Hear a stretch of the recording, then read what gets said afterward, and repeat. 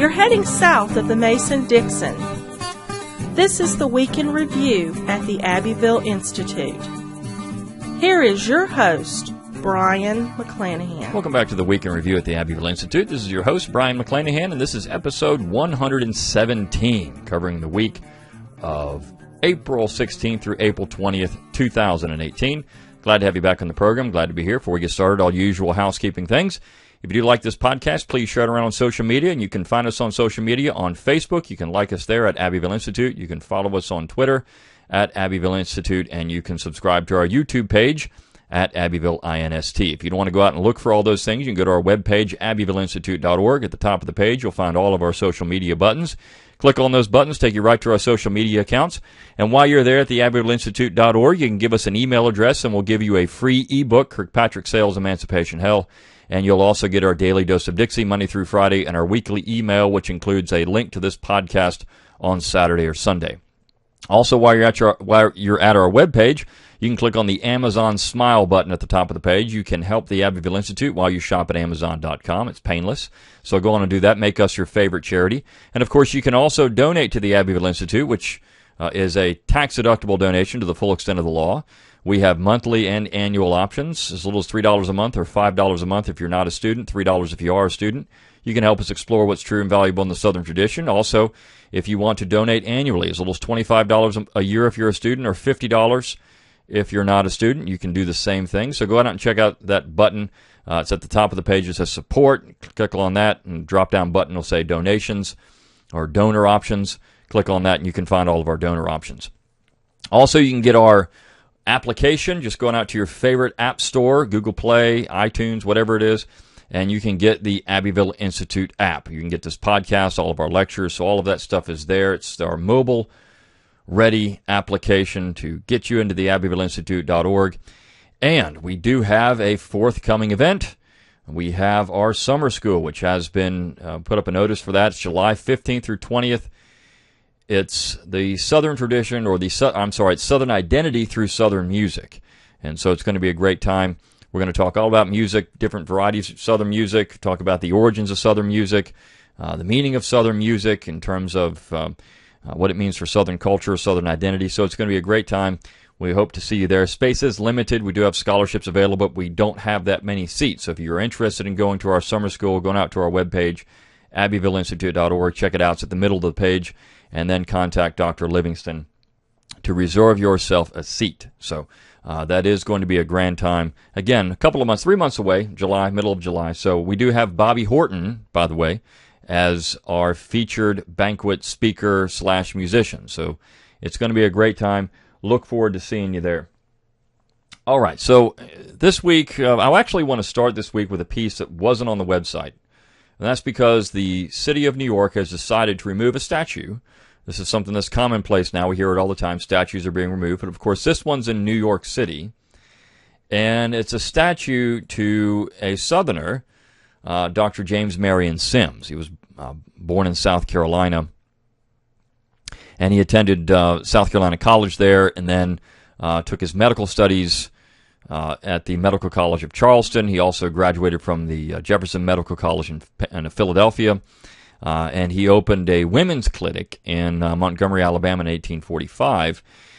But this statue has been removed because there were charges that Sims, some of his practices were less than above board, particularly when he's often called the father of gynecology, for example, but some of the procedures he was doing at a time when no one used anesthesia were, of course, conducted on slave patients. So this particular statue now has been removed, and it's going to be put where he was buried. He's actually buried in New York, but this guy was an important individual in the history of American medicine. And because of the fact that he had a past that included his time in Alabama, operating on slaves at the time who were slaves, and they said that they didn't give consent, though if you read the literature, and there's actually a Washington Post piece on this that just came out, if you read his autobiography, he did essentially say, well, I mean, they did give consent. So it's debatable as to whether he did or did not, but even the Washington Post article admits that he wasn't using anesthesia because nobody used anesthesia at that time. It just wasn't done. And so this was not uncommon. And in fact, having any type of surgical procedure done in the 19th century would have been very painful, no matter who you were. He was also practicing medicine in London and Paris during the war. He wasn't even in the United States during the war. And he was appointed a surgeon to the wife of French Emperor Napoleon III. So here's a guy that was respected not just here in the United States, but all over the world. He was the president of the American Medical Association, was the author of several major medical papers and books. He was the founder of the New York Cancer Hospital. So this guy was so important to the American medical profession, but because of this brief period of time when he was working in Alabama, he's now considered to be a pariah and has to be moved. But this actually gets into the reason why the Abbeville Institute exists. In fact, what I was talking about there is actually from a piece that we published in April a couple of years ago, almost to the day, a couple of years ago, April 22nd, 2016, Healing the Wounds of War by our resident Japanese scholar, John Marcourt. And he talks about not only Sims, but also John Allen Wythe of Guntersville, Alabama. But the problem is that you can't have anything like this anymore. There is no reconciliation. There's no reaching across the chasm and shaking hands and saying, there were important Southerners. We should celebrate these people. We may not agree with everything that happened in the 19th century or the social values or norms of the 19th century, but J. Marion Sims was certainly an important figure in the American medical profession. But to take his statue down simply because of modern social norms is problematic, to say the least. And this is what we're facing. So Sims is a minor figure. It's not like removing a statue of George Washington or Thomas Jefferson. But we have seen statues come down, of course, of Lee and Beauregard and others. And so we're seeing it now with individuals. You scratch your head and think, well, why in the heck would even anyone care about that? Because this guy was so important, he was given a statue in New York City. But this gets into the issue of modern heresy. And there was a time when Southerners were recognized as a valuable part of American society. And I'm going to talk about two pieces that get into that.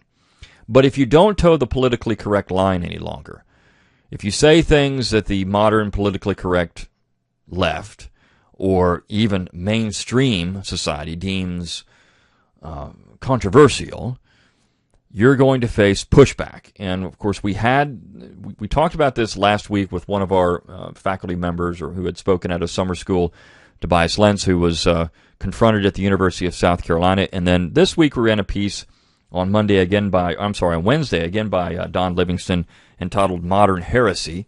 And it gets into the attacks on Marshall DeRosa at Florida Atlantic University by a bunch of students who take what he said out of context and really don't know anything, to be honest. And it's not their fault. As Dr. Livingston points out in this piece, it's really not their fault. This is what they're taught. They're taught platitudes and slogans and chants. They're not really taught any real history. And so when they go and they attack Marshall DeRosa because he took money from the Koch Foundation to run a prison school. Now, this would have been seen as something that was important for reform. DeRosa wants to get prisoners, many of whom are minorities, out of the prison system, to be independent individuals, and even to vote. I mean, he's considering that maybe these people need to come out and vote. Those are positions that the left usually celebrates. And in fact, there was a hit piece written on Dr. DeRosa where they were critical of his work in the prison only because of who he is. Otherwise, I guess if he was teaching Marxist theory and he was teaching victimhood theory, well, then it would have been fine to go into the prisons and teach these people. But once you're teaching them independence and you're teaching them, Marshall DeRosa is a very Christian man, you're teaching them Christianity. When you're doing that, well, you can't do that. That's modern heresy. And so this is why the Abbeville Institute exists, because of the unintellectual climate that we live in the United States. One of the things the students keyed in on is something that he wrote, and they picked up a couple of pieces that he wrote for the Abbeville Institute, in fact. One was on Confederate case law, and we talked about this on the podcast. But one thing he said in that piece is where he placed the blame of slavery, for example, back on African societies as well. He said this is part of the issue, and of course the textbook that's used across the world on the African slave trade draws that same conclusion. This book is entitled Africa and Africans in the Making of the Atlantic World, 1400 to 1800. And John Thornton, who wrote the book, was published by Cambridge University Press. He is no Abbeville Institute scholar, and he's just an honest historian. And this is what he concluded in the book. He said, quote, "We must accept that African participation in the slave trade was voluntary and under the control of African decision makers. This was not just at the surface level of daily exchange, but even at deeper levels. Europeans possessed no means, either economic or military, to compel African leaders to sell slaves." And so this is the generally accepted position on the African slave trade now by scholars. But of course, when Dr. DeRosa says this, it's immediately attacked because these people are unintellectual. They have no conception of what an intellectual environment means. Again, they're getting slogans and platitudes and chants. And that's because that's all they're taught to do. That's problematic. And of course, then they point out in this particular piece that even though DeRosa calls slavery morally reprehensible, which nobody mentioned, I mean, he says this, slavery is morally reprehensible. He is also talking about a case in Florida, actually before the Confederacy was formed, where you had a slave accused of rape and convicted, was sentenced to death, and then his conviction was overturned by a higher court in the state of Florida. And so DeRosa actually cheers that for the rule of law, because here is a person that's not supposed to have personhood. This person is supposed to be chattel. But yet, as the judge points out in the case, in the appellate court, that person has a right to a fair trial just like any other person. So it blows apart this entire narrative that these people had no rights. They were just simply chattel. And that's what DeRosa, he cheers the decision. And of course, you look at this and say, gosh, that's far preferable. Here is the rule of law, which is what DeRosa says, working to protect slaves from the arbitrary abuse that, unfortunately, black Southerners would undergo after the war is over, when you had lynchings and other acts of violence, racial injustice. So here the court system is actually working to do what it was supposed to do, which is protect people from arbitrary power. And his whole point about this is everything is about power. And I think it's a point that we've made on this, or I've made on this podcast several times, on the Abbeville Institute website several times. When you look at the issues that plague the United States in the 19th century, in the 20th century, in the 18th century, and you talk about the sectional conflict, what is at the heart of the sectional conflict? It's not moral issues. It's power. Who is going to have the power? Which section is going to have the power? How is that going to be decided? I mean, this is the main issue. It's all about political power. This is Michael Holt's position. And Holt is saying, look, all of the issues can be broken down to one thing, power. Which section is going to control the government? Which section is going to control the spoils? And how is this going to work out? What type of political economy are we going to have? So all the issues that you had in the 19th century boil down to that one thing. And the rule of law is there to arrest tyrannical government and to arrest arbitrary power. This is all he's saying in this piece. And of course, he's excoriated for it by these rabble-rousing students. Of course, the university has supported DeRosa, which is a great thing. They've said, look, there's been no complaints against him, and anyone who knows Marshall knows, and as Dr. Livingston said, you can't find anything he's ever said, written, or done that would call him, that would prove that he's any of the names that these people are calling him. Yet, of course, the charge has been made, so DeRosa is spending a lot of time defending himself, where he could be productive doing something else. And so the fact is, the university is saying, look, we have no evidence, and rightfully so, that Dr. DeRosa is anything but a great scholar, a conscientious professor, good to his students, and that's what you expect out of a university setting. When, of course, we have university presses on the left going off the rails all the time, and no one's ever scolding them for this, except you get it in conservative media, quote-unquote conservative media. There was this professor a couple of days ago that said some very nasty things about Barbara Bush, for example, and she was raked over the coals and deleted her social media account because some of the things she said. And that also shows you, and if you've seen that story and seen what she said, it shows you their whole existence is tied up into her position. She's a tenured professor. This gives her worth in society, whereas if she wasn't that, no one really cared what she thinks, and that's the only reason anyone does care what she thinks, and in reality, not many people do care what she thinks, but again, it gives her worth. But there was a time when we had a real intellectual climate, when someone like Sims could have a statue erected for him in New York because of who he was and how important he was to the American medical profession, when people would be willing to say, all right, well, we may not agree with everything that the society in which he worked in the 1840s, but he has contributed so much to the American medical profession. Let's build a statue to Dr. Sims in New York. But now, because of modern presentism, we can't do that. He has to come down. And there's even talk about not even putting the statue back up. They're going to move it to where he was buried, but maybe not even put the statue back up. Some people want that. And that's unfortunate because this is an individual, and of course we're looking at this with Lee and Beauregard and the attacks on the founding generation, all these things. This is just the beginning. Lee, Beauregard, Forrest, all the Confederate generals that are under attack, Confederate soldiers, monuments, whatever the case may be, it's only the beginning. I think at some point, and there's an article out that the city of Birmingham is suing in federal court, saying that they can do whatever they want. The state has no control over the city of Birmingham. And this is going to be an interesting issue, because if that's the case, then they can do whatever they want to Confederate monuments or anything. Now, there is a interesting position to be made here for decentralization, an interesting question that raises. But on the other hand, where does this stop? I mean, where do we? And of course, often people say, "Well, that's an ideological fallacy, a logical fallacy, a slippery slope." But it is. It's happening. We've talked about it. We started talking about it years ago that this was going to happen, and here it is. We're living in it. But there was a time when Americans recognized Southerners as valuable contributors to American society, and a couple of pieces we wrote this week show that. The first, written by J.L. Bennett, the Mars-Élysées of the South plays on for now. What this piece is about is Maryland, My Maryland, the state song of Maryland, written by James Ryder Randall, who was an important member of Maryland society. Now, he wasn't in Maryland when the Baltimore riot, quote-unquote, took place. If you're a Southerner, you'd call it the Baltimore Uprising. But Randall heard about it, heard that one of his friends was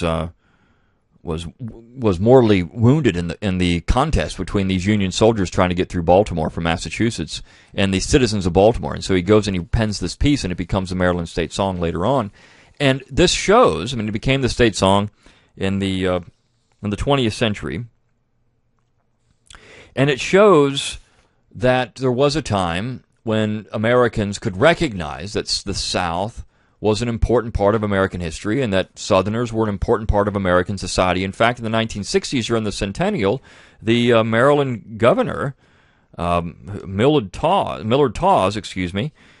proclaimed the first few days of 1961 to be James Ryder Randall Week. This would never happen today. In fact, there's a current call for removing the song as the official Maryland state song, and that's unfortunate because they're missing out on an important part and valuable part of American history by doing this.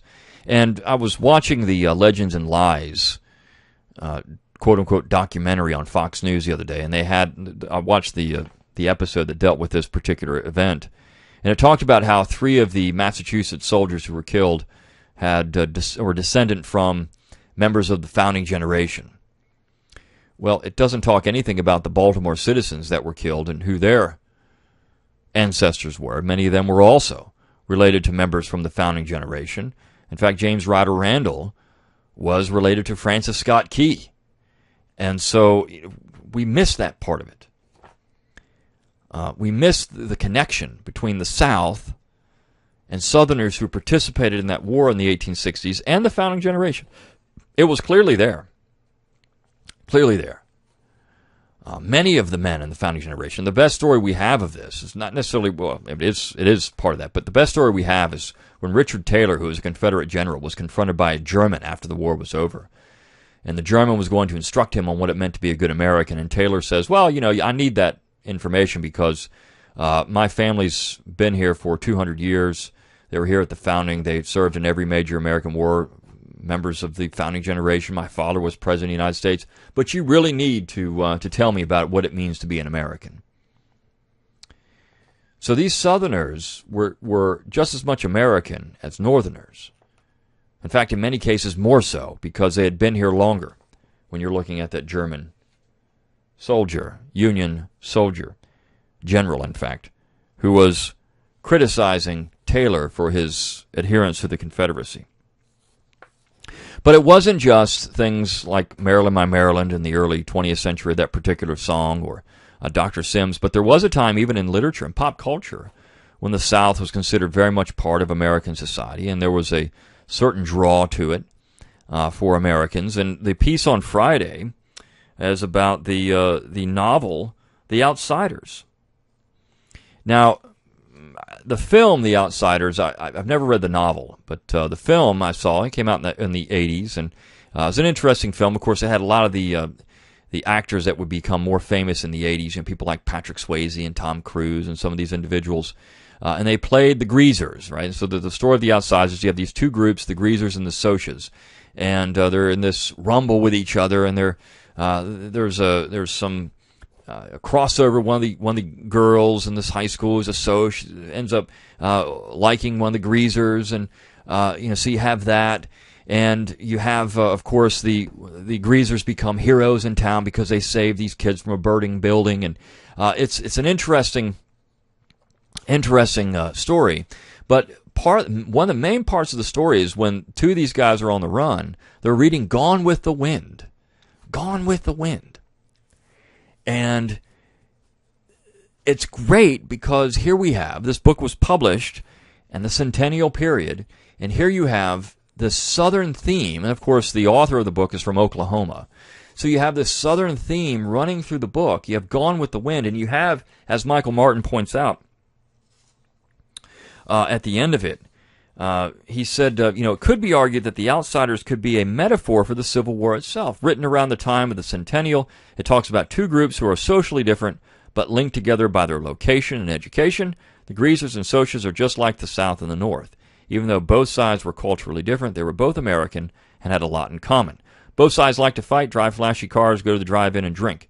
They merely expressed it in different ways. The real tragedy was that they had to constantly be in conflict to realize what the important things in life were. And I think this is part of reconciliation.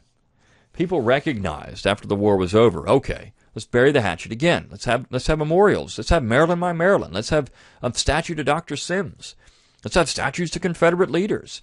Booker T. Washington is writing, these statues would be great for both white and black Southerners to know who the real heroes were in the South and how they were good for everyone in the South. Didn't matter your race. It was important to know who these heroes were. So let's do that. And let's bury the hatchet and move on. But that whole idea of reconciliation is under attack. There's a segment of the population that believes that reconciliation should never happen. David Blight is one of them, the historian who I've already, in my own podcast, I talked about. But you have that position that reconciliation should have never happened. And here we have all mountains of evidence of Americans who believed it should because they recognized Southerners as American. They recognized that part of American history as an important component of America. But because of the unintellectual climate in which we live, that's heresy. You can't say these things anymore. It's heresy. But again, this is why the Abbeville Institute exists. Because we will publish things like this. We will say, wait a second, we're still interested in reconciliation. We're still interested in the political ideas of the South. We're still interested in Southern culture. We're still interested in the Southern tradition, the good parts of it. We're still interested in those things because they matter. And I'm going to talk about one very important part of that in the last piece. And it was actually the piece published on Monday, but I'm going to talk about it last because that important part of Southern culture is what we really need to hang on to. The piece on Tuesday was a book review by John Devaney, Zombies No More, Secession, Nullification, the Academy. And this piece actually kind of swings back the other way, that there are people in the Academy who are actually starting to think and take very seriously some issues like nullification, secession. These particular issues which had always been seen as taboo. You have there's a funny video out there if you haven't seen it. It's Tom Woods when he wrote his book Nullification. I think that book came out in 2012, somewhere around there. And he wrote this, and when he published it, he did this little video with Bob Murphy entitled "Interview with a Zombie." And so Tom Woods it's like a book show, and he's being interviewed by a zombie, and all that Bob Murphy, who's dressed as a zombie, says are things like racism and slavery. And, Woods tries to respond with an intellectual argument, and it doesn't matter. Slavery, racism. So this is what we're dealing with. But this is why Dr. Devaney called it Zombies No More, because there are academics who are taking seriously these issues and saying, maybe there's something more up to this than what we realize. Maybe there's something more to this American tradition of secession and nullification and decentralization than we realize. Maybe we should spend some time studying this thing, because it would be important to know it. It would be important to understand it in the American context. And so I always bring up a book, The Stamp Act Crisis. I brought it up in a lecture I gave in 2016 in Atlanta, how Edmund Morgan actually wrote in that book, titled a chapter, Nullification. Because during the Stamp Act Crisis, there were colonies nullifying British law. And not just in the South and the North. In fact, the Suffolk Resolves were a form of nullification. So you had nullification as integral in the American political mind. Same thing with secession. I mean, what else is independence but secession by another name? That's why we call it the War for Southern Independence, because it's secession by another name. So what is that? I mean, independence, that's what we're talking about here. So this tradition is very important. This political tradition. Now, of course, you have to have something to defend. You have to have a culture to defend, a society, a people, a place, something to defend in order for that to work.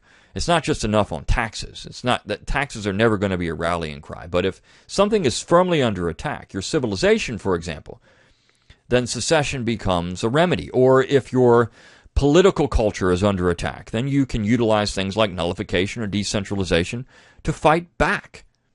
And that's exactly what it's there for. And in fact, Dr. Devaney points out there's one particular essay in this book where he says, the author of the book is saying that nullification is going to lead to violence. So it's the exact opposite of what Calhoun said.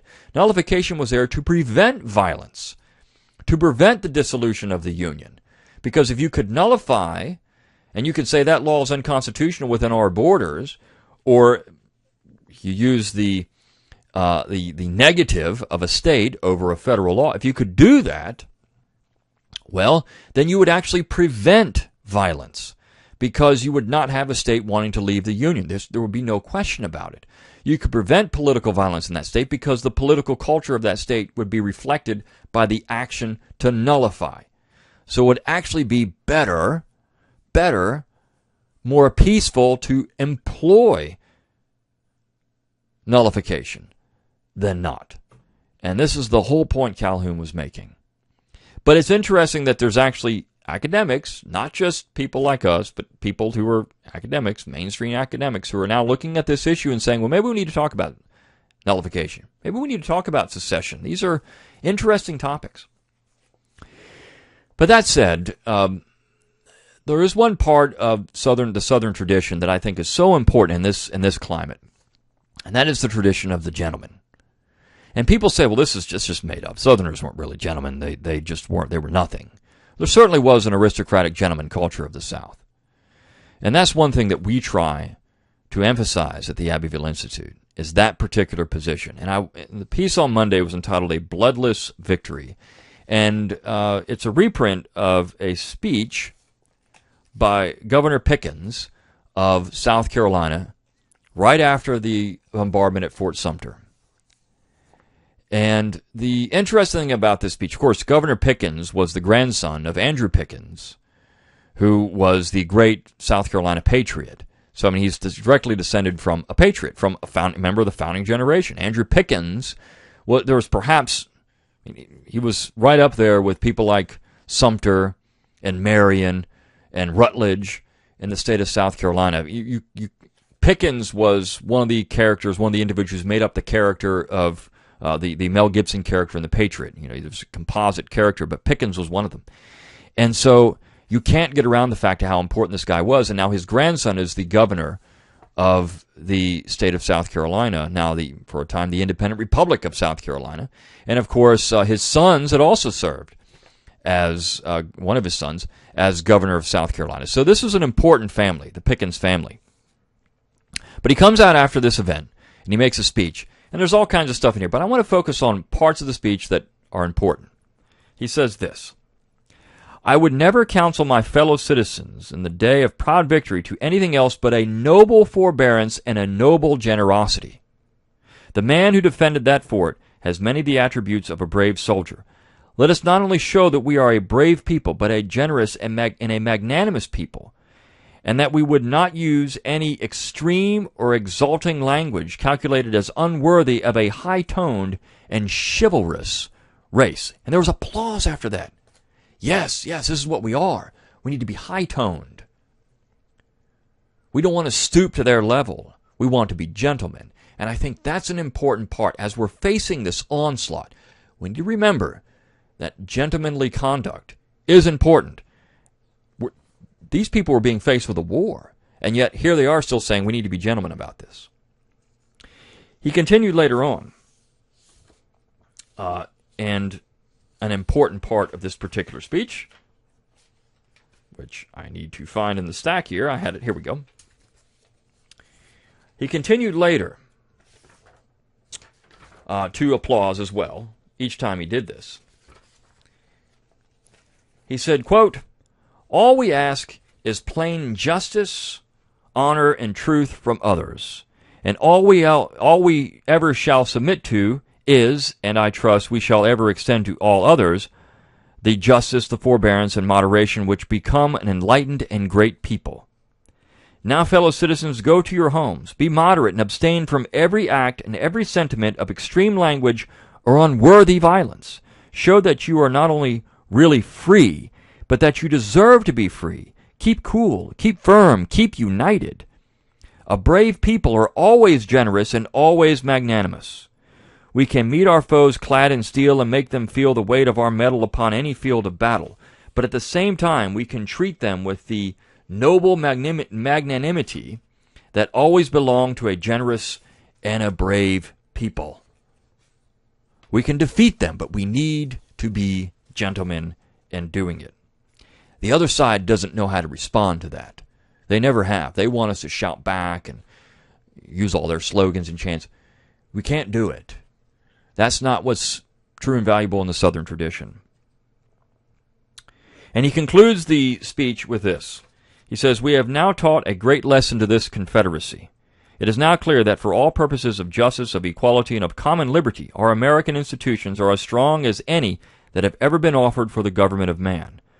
But when they are perverted to the purposes of injustice and fanaticism, of insult and wrong, that those same institutions are powerless, and that when they lose that power which comes from right, that as far as the American people are concerned, they are impotent and imbecile, because the heart, the great heart of the American people, in reality beats for what is right, and there was immense cheering for that.